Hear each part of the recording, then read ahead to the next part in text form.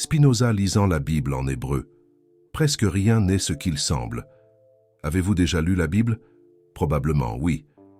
Mais permettez-moi de vous poser une question plus importante. Dans quelle langue l'avez-vous lu? En français? En anglais? En espagnol? Alors, vous n'avez pas lu la Bible. Vous avez lu ce que quelqu'un voulait que la Bible dise. C'est toute la différence. C'est cette différence fondamentale qui a changé la vie de Baruch Spinoza et qui a failli lui coûter la vie.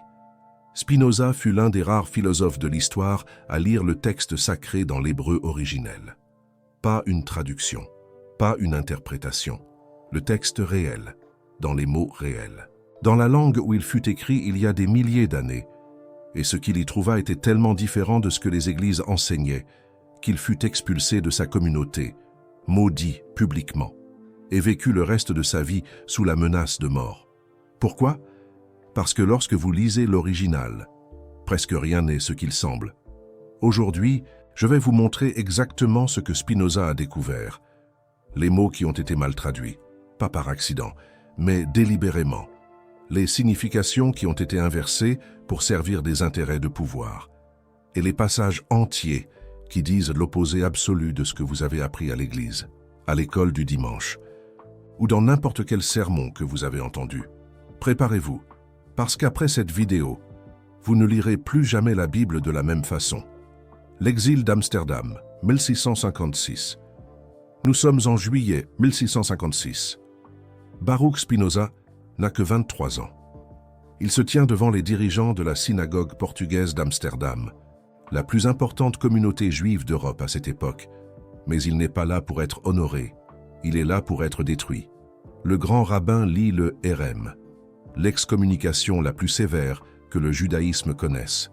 Les mots sont brutaux, par le jugement des anges et par la sentence des saints. Nous excommunions, chassions, maudissions et condamnions Baruch Spinoza. Chasse maudit soit-il de jour et maudit soit-il de nuit. Maudit soit-il quand il se couche et maudit soit-il quand il se lève. La malédiction continue pendant plusieurs minutes. Personne ne pourrait lui parler. Personne ne pourrait rester à moins de 4 coudées de lui. Personne ne pourrait lire quoi que ce soit qu'il écrive. Personne ne pourrait l'aider de quelque façon que ce soit. Il fut effacé. À 23 ans, Spinoza perdit sa famille, sa communauté, son commerce, sa réputation. Tout. Et pourquoi? Parce qu'il a lu la Bible en hébreu et qu'il a dit la vérité sur ce qu'il y a trouvé. Vous voyez, Spinoza n'était pas un rebelle sans cause. Il n'essayait de choquer personne. C'était un érudit sérieux qui a simplement appliqué la même logique rigoureuse au texte sacré qu'il appliquerait à n'importe quel autre document historique. Et c'est cela qui l'a rendu dangereux. Parce que lorsque vous lisez la Bible dans l'hébreu original, sans les lentilles des traductions contrôlées par l'Église, vous commencez à voir des choses que personne ne veut que vous voyiez. Spinoza a grandi dans une famille de juifs portugais qui avaient fui l'Inquisition. Ses grands-parents furent des maranes, des juifs forcés de se convertir au christianisme, mais qui pratiquaient le judaïsme en secret, quand ils arrivèrent finalement en Hollande, terre de relative tolérance. Ils purent revenir ouvertement à leur foi. Le jeune Baruch reçut la meilleure éducation juive disponible. Il étudia la Torah, le Talmud, les commentaires rabbiniques. Mais il alla au-delà. Il apprit le latin. Il lut les philosophes grecs. Il étudia les mathématiques et la science. Et alors, il fit quelque chose de dangereux.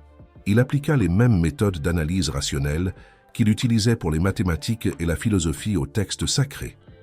Ce qu'il y trouva le choqua, et choqua tellement ses maîtres qu'ils tentèrent d'abord de le soudoyer. Ils lui offrirent une pension annuelle de 1000 florins s'il restait simplement silencieux et continuait à fréquenter la synagogue. Spinoza refusa. Alors, ils tentèrent de le tuer. Un homme attaqua Spinoza avec un couteau dans les rues d'Amsterdam. Spinoza échappa avec une coupure dans son manteau. Quand cela échoua aussi, il ne restait plus qu'une option, le Hérem, l'excommunication totale. La première découverte, Elohim. Commençons par le premier mot que Spinoza a analysé. Dans le premier verset de la Bible, dans Genèse 1, 1, Vous le connaissez probablement ainsi. Au commencement, Dieu créa les cieux et la terre. Cela semble simple, n'est-ce pas? Mais en hébreu, le mot utilisé pour Dieu est Elohim. Et voici le problème. Elohim est un mot au pluriel. Ce n'est pas Dieu, c'est Dieu. La terminaison im dans hébreu est la marque du pluriel masculin, comme dans séraphim, qui signifie ange au pluriel, ou chérubim, chérubin au pluriel. Elohim signifie littéralement Dieu ou les puissants. Spinoza s'en rendit compte immédiatement. Et ce n'est pas seulement dans la Genèse. Le mot Elohim apparaît plus de 2500 fois dans l'Ancien Testament, et dans beaucoup de ces cas. Le contexte indique clairement qu'il se réfère à de multiples entités. Dans Genèse 1, 26, par exemple, le texte dit « Faisons l'homme à notre image, selon notre ressemblance. » Faisons, notre, pluriel. Qui parle à qui? L'explication traditionnelle est que Dieu parle aux anges. Mais cela crée un autre problème. Pourquoi Dieu aurait-il besoin de consulter des anges pour créer l'homme? Et pourquoi l'homme serait-il créé à l'image des anges aussi? Spinoza n'accepta pas les explications convenientes. Il regarda le texte et vit ce qui était écrit, un pluriel parlant au pluriel d'une action conjointe. Et il ne fut pas le seul à le remarquer. D'autres érudits de l'hébreu original, tant juifs que chrétiens, reconnaissent cette caractéristique du texte. Mais la plupart préfèrent expliquer le pluriel comme un pluriel majestueux ou un pluriel d'intensité. Spinoza rejeta cette interprétation. Il argumenta que si les auteurs avaient voulu dire Dieu au singulier, ils auraient utilisé le mot El ou Eloah, qui sont les formes singulières. Le fait qu'ils aient choisi consistantement le pluriel suggère qu'ils décrivèrent quelque chose de très différent du Dieu unique que les religions postérieures enseignèrent. Ce fut juste la première de nombreuses découvertes qui coûtèrent à Spinoza tout ce qu'il avait. Mais il y a plus. Dans Psaume 82, Dieu, Elohim, préside une assemblée de Dieu, Elohim. Le texte dit « Dieu se tient dans l'assemblée divine, au milieu des dieux il juge ». Les dieux-là sont appelés fils du Très-Haut et sont critiqués pour juger injustement, à la fin. Dieu décrète qu'ils mourront comme des hommes, des dieux qui meurent. Ce texte n'a tout simplement aucun sens dans le monothéisme strict. Mais il fait parfaitement sens si l'ancien Israël, comme tous ses voisins, croyait en de multiples êtres divins, avec un Dieu suprême présidant sur les autres. Spinoza réalisa que le monothéisme absolu était une évolution tardive. Les textes les plus anciens de la Bible préservent encore des traces d'une vision polythéiste ou énothéiste, croyance en un Dieu principal parmi plusieurs. C'était de la dynamite théologique. La deuxième découverte, Ruach. Le mot suivant que Baruch Spinoza a examiné était encore plus révélateur. Dans Genèse 1, 2, nous lisons « Et l'esprit d'Élohim se mouvait au-dessus des eaux ». Le mot traduit par « esprit » est Ruach. Mais Ruach en hébreu ne signifie pas « esprit » au sens où nous l'entendons aujourd'hui, comme une entité surnaturelle ou une partie immatérielle de Dieu. Ruach signifie littéralement « vent » ou « souffle ». C'est un mot physique, concret, qui décrit le mouvement de l'air. Quand la Bible dit que le Ruach d'Élohim se mouvait au-dessus des eaux, le texte original pourrait simplement dire que un vent puissant soufflait au-dessus des eaux. Cela change complètement l'image. Au lieu d'un esprit saint mystique planant surnaturellement au-dessus de la création, nous avons une description poétique du vent sur la mer, une brise divine.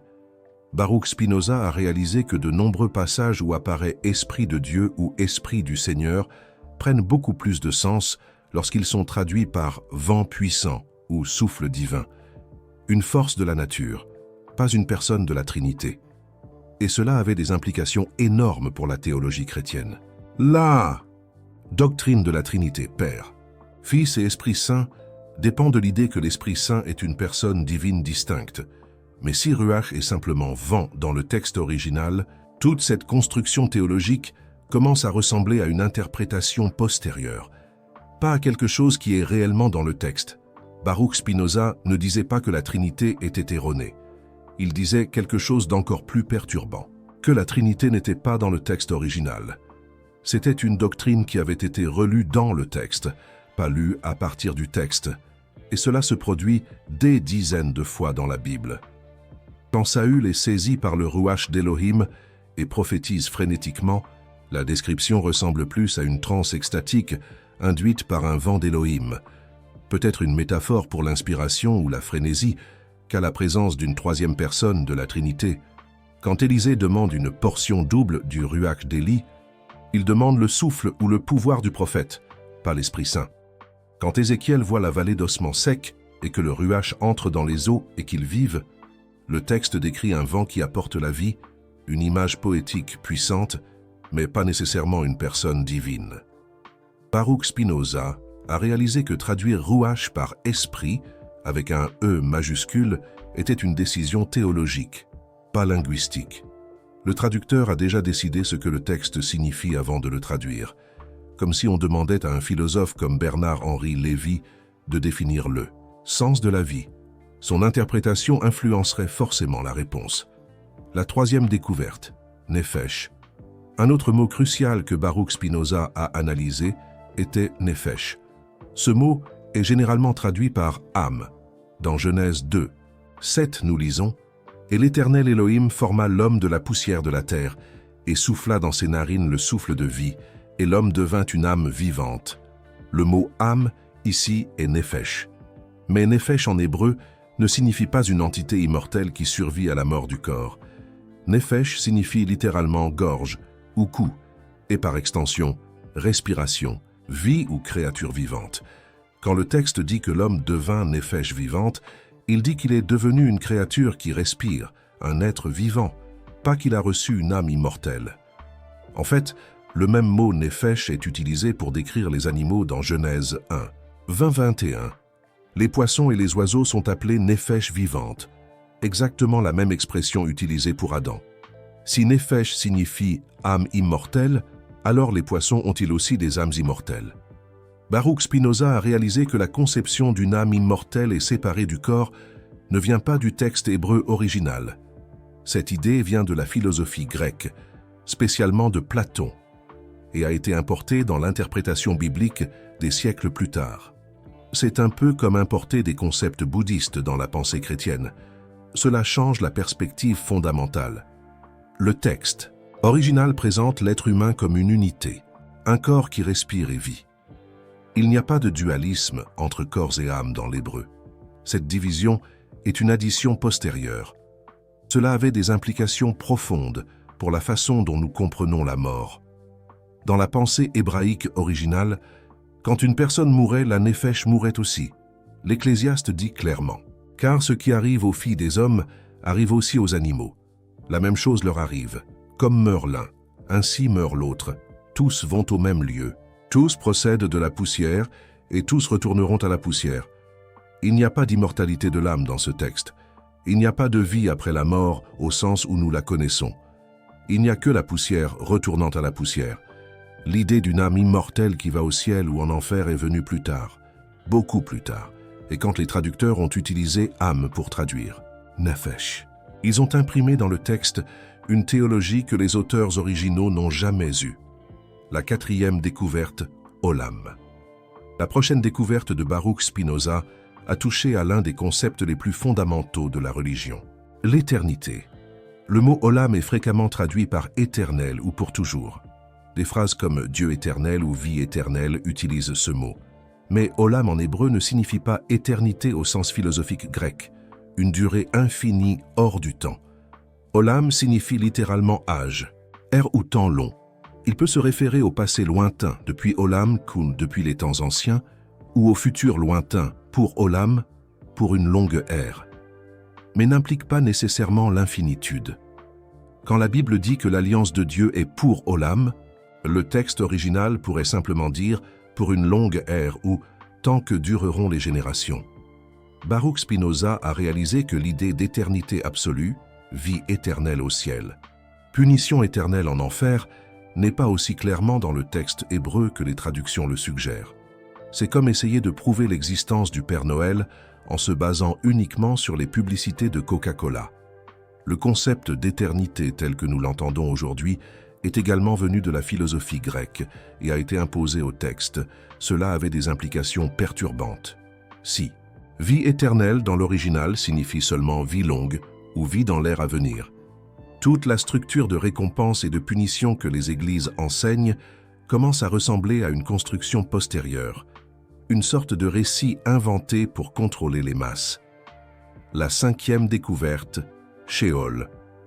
En parlant de punition éternelle, Baruch Spinoza a examiné attentivement le mot Sheol. Dans les traductions modernes, Sheol est fréquemment traduit par « enfer », mais Sheol en hébreu ne signifie pas un lieu de tourment éternel avec feu et démons. Sheol signifie simplement « sépulture » ou « monde des morts ». C'était le lieu où tous allaient après la mort, bons et mauvais également. Il n'y avait pas de distinction morale. Il n'y avait pas de punition ou de récompense. Le roi David et les patriarches descendaient au Sheol autant que les pécheurs.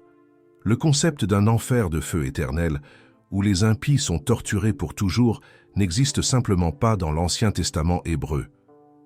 Cette idée est venue de sources perses, zoroastrisme, et grecques, Hadès avec ses différents niveaux de punition, qui a été incorporée à la pensée judaïque tardive et ensuite au christianisme. Baruch Spinoza a réalisé que la menace de l'enfer, l'un des outils les plus puissants de contrôle religieux, n'a pas de base dans le texte original. C'est un peu comme croire que la baguette magique d'Harry Potter est réelle. Une interprétation exagérée d'une métaphore. Les prophètes hébreux n'ont jamais menacé que ce soit de tourments éternels. Ils menacèrent de mort, de destruction, d'exil, des choses de cette vie. L'enfer de feu éternel a été inventé plus tard. Pensez à ce que cela signifie. Pendant des siècles, des millions de personnes ont vécu dans la terreur de l'enfer. Elles ont fait des choses terribles, ont brûlé des sorcières, torturé des hérétiques, forcé des conversions. Tout cela pour sauver des gens du tourment éternel. Et ce tourment éternel n'était même pas dans le texte original. C'était une importation d'autres religions, une construction théologique postérieure, un outil de contrôle qui n'a aucune base dans l'hébreu ancien. Baruch Spinoza a vu cela, et il ne pouvait pas rester silencieux. La sixième découverte, Alma et Béthula. Nous arrivons maintenant à l'une des découvertes les plus controversées de Baruch Spinoza. Dans Isaïe 7, 14, il y a une prophétie célèbre. Voici, la jeune femme concevra, et elle enfantera un fils, et elle appellera son nom Emmanuel. Ce passage est cité dans le Nouveau Testament comme preuve que Jésus est né d'une vierge. Mais voici le problème. Le mot hébreu utilisé dans Isaïe n'est pas Béthula, qui signifie spécifiquement vierge, au sens d'une femme qui n'a jamais eu de relation sexuelle. Le mot utilisé est Almaash, et Alma signifie simplement jeune femme ou demoiselle. Elle peut être une vierge, elle peut ne pas l'être. Le mot ne le spécifie pas. Quand la Bible hébraïque a été traduite en grec, la Septante, les traducteurs ont choisi le mot grec « parthénos », qui signifie spécifiquement vierge, ce choix de traduction, et non le texte original, et ce qui a créé la doctrine de la naissance virginale. Baruch Spinoza ne disait pas que Marie n'était pas vierge. Il disait que le texte original d'Isaïe ne le prouve pas. La prophétie de la naissance virginale dépend d'une traduction grecque, et non de l'hébreu original. Et plus encore, quand vous lisez Isaïe 7 dans son contexte, la prophétie semble se référer à des événements de l'époque d'Isaïe elle-même, un enfant qui naîtrait durant la vie du roi Achaz, et non 700 ans plus tard.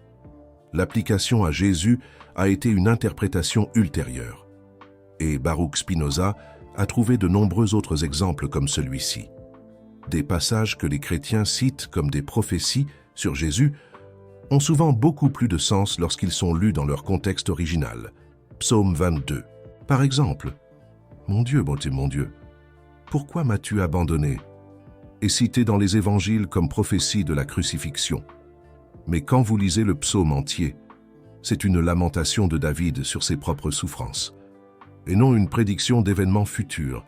Isaïe 53, le serviteur souffrant, est peut-être le passage le plus cité comme prophétie de Jésus, mais dans le contexte d'Isaïe, le serviteur semble être le peuple d'Israël dans son ensemble, souffrant en exil, et non un individu spécifique qui viendrait des siècles plus tard. Baruch Spinoza ne niait pas que les chrétiens pouvaient lire ces passages comme se référant à Jésus. Mais il insistait sur le fait que c'était une interprétation, et non la signification originale du texte. Et il y a une différence énorme entre dire « ce passage peut être lu comme se référant à Jésus » et dire « ce passage a été écrit pour prophétiser Jésus ». La 7e découverte. Qui a écrit quoi? Mais peut-être que la découverte la plus dévastatrice de Baruch Spinoza ne portait pas sur des mots individuels. Elle portait sur la paternité. Baruch Spinoza a été l'un des premiers érudits à argumenter systématiquement que Moïse n'a pas écrit les 5 premiers livres de la Bible, le Pentateuque ou Torah. Ces arguments étaient simples et dévastateurs. Premièrement, comment Moïse aurait-il pu écrire sur sa propre mort et son enterrement dans Deutéronome 34? Le texte dit que personne ne connaît le lieu de sa sépulture jusqu'à aujourd'hui. Une phrase qui n'a de sens que si elle est écrite longtemps après. Deuxièmement, le texte dit fréquemment des choses comme « à cette époque, les Cananéens habitèrent la terre », impliquant que lorsque l'auteur a écrit, les Cananéens n'y habitaient plus. Cela ne s'est produit que des siècles après Moïse. Troisièmement, Nombre 12, 3 dit que Moïse était un homme très humble, plus que tout homme sur la terre. Moïse aurait-il été suffisamment humble pour écrire cela sur lui-même? Quatrièmement, le style d'écriture. Le vocabulaire et la perspective théologique varient dramatiquement tout au long des 5 livres, suggérant de multiples auteurs de différentes époques. Baruch Spinoza a conclu que le Pentateuque a été compilé par un éditeur postérieur, possiblement Esdras, en utilisant des sources plus anciennes. Ce n'était pas la parole de Dieu dictée à Moïse, c'était un document historique composé par des êtres humains au fil des siècles, aujourd'hui. Cette théorie est acceptée par pratiquement tous les érudits bibliques académiques. Elle est appelée l'hypothèse documentaire et identifie au moins 4 sources principales dans le Pentateuque. Mais en 1656, dire cela était une hérésie pure, et Baruch Spinoza est allé encore plus loin. Il a noté que le livre de Josué mentionne le livre de Jachère comme source, un livre qui n'existe plus. Cela montre que l'auteur de Josué copiait des sources antérieures et ne recevait pas de révélation divine directe. Il a noté que les livres des rois et des chroniques racontent les mêmes histoires avec des détails différents et parfois contradictoires. S'ils étaient inspirés directement par Dieu, pourquoi y aurait-il des contradictions? Il a noté que le livre de Daniel, supposément écrit durant l'exil babylonien, contient des mots grecs. Une langue qui n'est arrivée dans la région que des siècles plus tard avec Alexandre le Grand. Le livre ne pouvait pas avoir été écrit quand il disait avoir été écrit. Chaque découverte révélait une couche supplémentaire de composition humaine derrière le texte sacré. Et il y avait une autre question que Baruch Spinoza a soulevée, les duplications. Pourquoi y a-t-il 2 récits de la création dans Genèse, un dans Genèse 1 et un autre dans Genèse 2, qui se contredisent sur plusieurs détails? Dans Genèse 1, l'homme et la femme sont créés ensemble, le même jour, après les animaux. Dans Genèse 2, l'homme est créé en premier, ensuite les animaux, et seulement après la femme. Pourquoi y a-t-il 2 versions de l'histoire de Noé? Une disant qu'il a pris 2 de chaque animal, une autre disant 7 paires d'animaux purs et 2 paires d'impurs. Pourquoi Abraham dit-il 2 fois que Sarah est sa sœur, à Pharaon et ensuite à Abimélec? Et Isaac fait exactement la même chose avec Rebecca. Était-ce une tradition familiale de mentir? Ou étaient-ce des versions différentes de la même histoire? Pour Baruch Spinoza, la réponse était claire. Le texte était un assemblage de sources différentes, chacune racontant les histoires de manière légèrement différente. L'éditeur qui a tout assemblé n'a pas voulu éliminer aucune version, alors il a tout inclus, même quand elle se contredisait. Cela n'a de sens que si la Bible est un document humain compilé au fil des siècles. Pourquoi c'est important, vous vous dites peut-être? D'accord, certains mots ont été traduits différemment. Et alors? Le message général reste le même. Mais ce n'est pas le cas. Pensez aux implications. Si Elohim est pluriel, la base du monothéisme strict est compromise. Le texte original pourrait parler d'un conseil divin, de multiples forces créatives, de quelque chose de très différent du Dieu unique et personnel que les religions enseignent. Si Ruach est vent et non esprit, la doctrine de la Trinité perd un de ses piliers bibliques. l'Esprit Saint comme troisième personne de Dieu pourrait être une construction théologique ultérieure, pas quelque chose que les auteurs originaux avaient en tête, si néphesh et respiration, et non âme immortelle. Toute la structure de salut éternel change. Il n'y a pas une âme immortelle à sauver ou à condamner. L'être humain est une unité qui vit et meurt, si olam est er, et non éternité. Les promesses de vie éternelle et les menaces de punition éternelle perdent leur poids. Dieu pourrait être en train de promettre une longue ère de paix, pas une éternité littérale. Si Sheol est sépulture, et non enfer, il n'y a pas de lieu de tourment éternel attendant les pécheurs. La peur de l'enfer, un des outils de contrôle les plus puissants de l'histoire, n'a aucun fondement dans le texte original. Si Alma est femme jeune, et non vierge. La naissance virginale de Jésus n'est pas prophétisée dans l'Ancien Testament. C'est une doctrine qui a été relue dans le texte, pas lue à partir de lui. Et si Moïse n'a pas écrit le Pentateuque, l'autorité divine de ses livres est remise en question.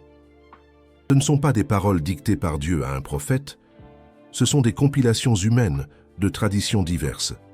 Vous voyez pourquoi Baruch Spinoza a été maudit? Il n'attaquait pas la foi des gens. Il enlevait le sol sous leurs pieds, tout ce qu'ils croyaient, l'âme immortelle, la vie éternelle, l'enfer, la Trinité, les prophéties sur Jésus, l'autoria divina das Escrituras. Tout cela dépendait de traductions qui ne reflétaient pas le texte original. La méthode de Baruch Spinoza. Mais Baruch Spinoza n'était pas seulement un critique destructeur. Il avait une méthode. Dans son traité théologico-politique, publié anonymement en 1670, il a établi des principes pour interpréter la Bible qui sont utilisés jusqu'à aujourd'hui par les érudits universitaires. Premièrement, la Bible doit être interprétée à partir d'elle-même, pas à partir de doctrines postérieures. Vous ne pouvez pas lire la Trinité dans l'Ancien Testament si les auteurs de l'Ancien Testament ne connaissaient pas ce concept.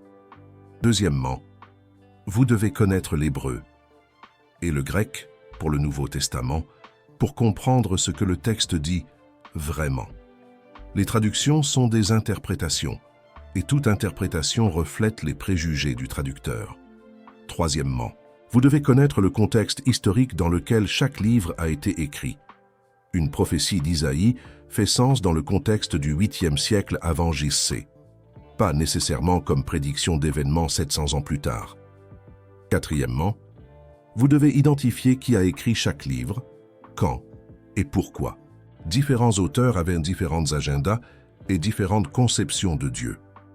Cinquièmement, vous devez distinguer entre ce que le texte dit réellement et ce que les traditions postérieures affirment qu'il dit. Cette méthode, aujourd'hui appelée critique biblique historique, est la base de toute étude académique sérieuse de la Bible. Mais quand Baruch Spinoza l'a proposée, c'était révolutionnaire et dangereux.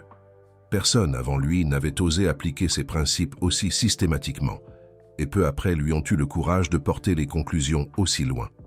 La méthode de Baruch Spinoza exigeait que vous laissiez vos croyances de côté en lisant le texte. Vous ne pouviez pas assumer que la Bible était vraie avant de l'examiner. Vous deviez l'examiner d'abord, et ensuite décider ce qui était vrai. Cela inversait complètement la relation entre foi et raison. L'Église enseignait, croyez d'abord, et la compréhension viendra après. Baruch Spinoza disait, comprenez d'abord, et ensuite décidez si vous allez croire. C'était une révolution épistémologique, et les autorités religieuses savaient que si les gens commençaient à lire la Bible de cette façon, toute la structure de pouvoir qui dépendait de l'interprétation officielle serait menacée. Ce que Baruch Spinoza croyait réellement. Il est important de comprendre que Baruch Spinoza n'était pas athée au sens moderne. Il croyait en Dieu. Mais son Dieu était radicalement différent du Dieu des religions traditionnelles. Pour Baruch Spinoza, Dieu était identique à la nature, pas un être personnel qui interfère dans le monde, répond aux prières et punit les pécheurs, mais la totalité infinie de tout ce qui existe, opérant selon des lois éternelles et nécessaires, de sive natura, Dieu ou nature, était sa formule. Cela signifiait que les miracles étaient impossibles. La nature ne viole pas ses propres lois. Les miracles décrits dans la Bible étaient ou des exagérations littéraires, ou des phénomènes naturels mal compris, ou simplement de la fiction pieuse. Cela signifiait que les prières étaient inutiles au sens traditionnel. Dieu nature ne change pas ses plans parce que quelqu'un a demandé. Les lois de l'univers sont inflexibles. Cela signifiait que la Bible n'était pas la parole de Dieu au sens d'avoir été dictée ou inspirée surnaturellement. C'était un document humain, reflétant les limitations et les préjugés de ses auteurs humains. Et cela signifiait que le salut n'était pas un événement surnaturel de sauvetage de l'âme immortelle.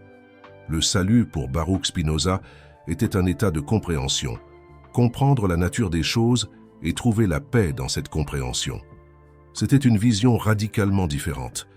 Il n'y avait pas de ciel attendant les bons ni d'enfer attendant les mauvais. Il n'y avait pas un Dieu personnel qui aimait, haïssait, punissait ou récompensait. Il n'y avait pas d'élus ou de rejetés. Il y avait seulement la nature infinie, opérant selon ses lois éternelles. Et la possibilité de la comprendre est dans cette compréhension. Trouver une forme de paix. Baruch Spinoza appelait cela l'amour intellectuel de Dieu, beatitudo, en latin, une joie qui vient de la connaissance, pas de la croyance, une sérénité qui vient de la compréhension, pas de l'espoir. Pour Baruch Spinoza, la Bible avait encore de la valeur, mais pas comme révélation surnaturelle, mais plutôt comme document historique qui enregistrait comment un peuple ancien a tenté de comprendre le divin. Ses erreurs et ses succès, ses intuitions et ses confusions, tout faisait partie d'un processus humain de recherche. Et c'est exactement cela qui la rendait intéressante. L'héritage interdit Baruch Spinoza est mort en 1677, à 44 ans. Probablement d'une maladie pulmonaire causée par son travail de polisseur de lentilles. Il est mort pauvre, solitaire, excommunié. Ses livres ont été interdits dans toute l'Europe.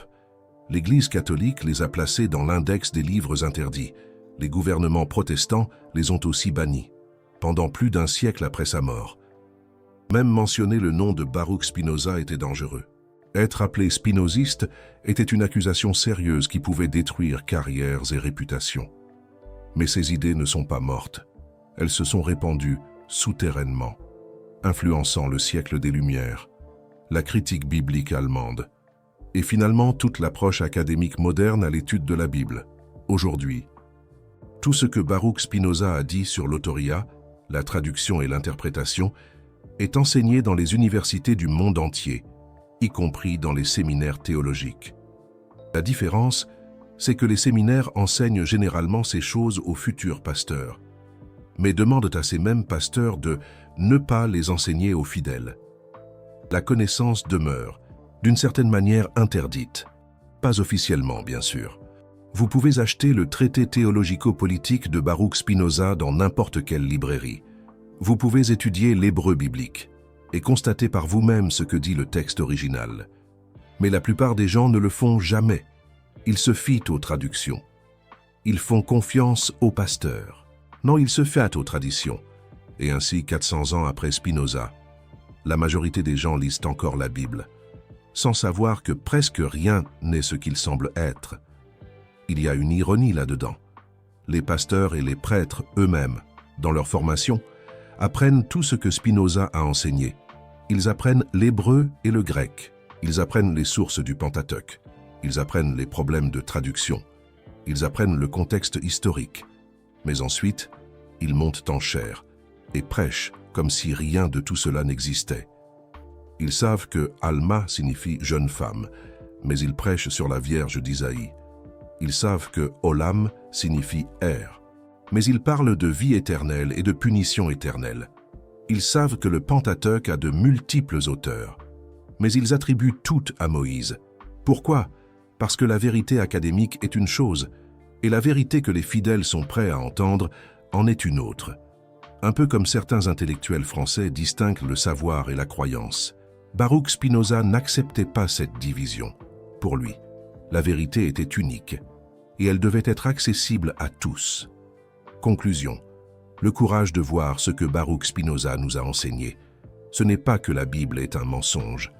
Ce qu'il nous a enseigné, c'est que la Bible est un document humain, écrit par des humains, traduit par des humains, interprété par des humains, chacun avec ses propres limitations, ses préjugés et ses intentions. Cela ne la rend pas moins intéressante. Au contraire, cela la rend plus intéressante. Quand vous lisez la Bible comme un document historique, vous commencez à voir les couches du temps, les différentes voix, les tensions et les contradictions qui révèlent un processus vivant de réflexion religieuse au fil des siècles. Vous voyez un peuple luttant pour comprendre le divin, se trompant, réussissant, changeant d'avis, débattant avec lui-même. C'est beaucoup plus riche qu'un livre dicté par Dieu sans erreur, mais cela requiert du courage pour remettre en question ce que vous avez appris, du courage pour regarder le texte original et voir ce qui est réellement là, du courage pour accepter que peut-être vous avez cru en des choses qui n'étaient pas tout à fait ainsi. Baruch Spinoza a eu ce courage. Un courage qu'on pourrait comparer à celui de Voltaire ou de Camus face à l'absurdité. Il a payé pour cela avec tout ce qu'il avait, et il nous a laissé un héritage qui résonne encore 400 ans plus tard. L'idée radicale que la vérité est disponible pour qui a le courage de la chercher, même si cette vérité est inconfortable, spécialement quand cette vérité est inconfortable, parce que presque rien n'est ce qu'il semble être. Et la seule façon de voir ce qui est réellement, c'est de regarder. Baruch Spinoza a été maudit par sa communauté, exilé par sa famille, menacé de mort par sa société. Mais il ne s'est pas repenti. Dans ses derniers jours, il continuait à polir des lentilles, créant des instruments qui permettaient aux gens de voir plus loin et plus clairement. C'est une métaphore parfaite pour sa vie. Baruch Spinoza nous a donné des lentilles pour voir le texte sacré d'une manière nouvelle. Des lentilles qui révèlent des couches de signification, des couches d'histoire, des couches d'humanité derrière les mots. Utilisez ces lentilles. Regardez le texte original. Voyez ce qui est réellement écrit là. Et alors, décidez, par vous-même, ce que vous voulez croire, parce que la vérité n'est pas dans la traduction. La vérité est dans l'original, et presque rien n'est ce qu'il semble être.